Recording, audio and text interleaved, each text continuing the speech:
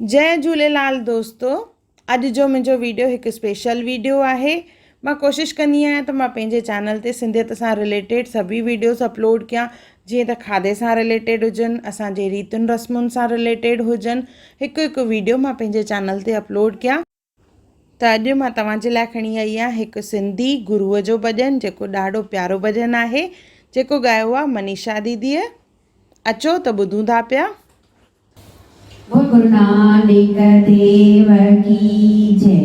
गुरु आहे अंग संग इया पक आहे, बाबल आहे अंग संग इया पक आहे, इया पक आहे, इया पक आहे, इया पक आहे, इया पक आहे।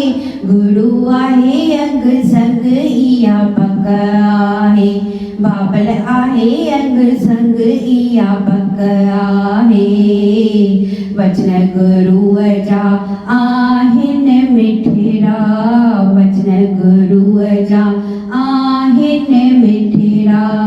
गुरुअ ज्ञान सिखारियो सिखारियो सिखारियो, गुरुअ ज्ञान सिखारियो सिखारियो सिखारियो। गुरु आहे अंग संग इया पक आहे, बाबल आहे अंग संग इया पक आहे।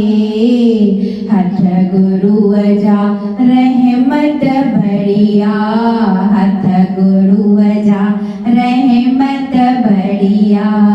गुरुअ राह ॾेखारी ॾेखारी ॾेखारी, गुरुअ राह ॾेखारी ॾेखारी ॾेखारी।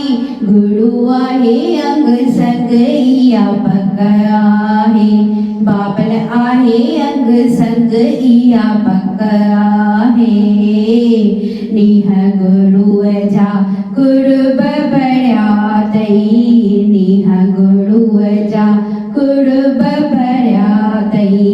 मोहन नीह लगाई लगाई लगाई, मोहन नीह लगाई लगाई लगाई।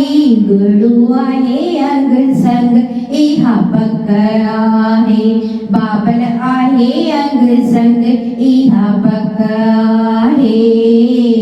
दिल गुरुअ जी सागर आहे, दिल गुरुअ जी सागर आहे। ॾिस तूं गोतो लगाए लगाए लगाए, ॾिस तूं गोतो लगाए लगाए लगाए। गुरु आहे अंग संग इहा पक आहे, बाबल आहे अंग संग इहा पक आहे। इहा पक आहे, इहा पक आहे, इहा पक आहे, इहा पक आहे। गुरु आहे अंग संग इहा पक आहे, बाबल आहे अंग संग इहा पक आहे। बोल गुरु नानक देव की जय। अॼु जो वीडियो तव्हांखे कीअं लॻो ज़रूरु कमेंट करे ॿुधाइजो, और तव्हां कहिड़ो भॼन ॿुधण था चाहियो पिया त मूंखे उहो बि ज़रूरु कमेंट करे ॿुधाइजो। और मुंहिंजो वीडियो ॾिसण लाइ धन्यवाद।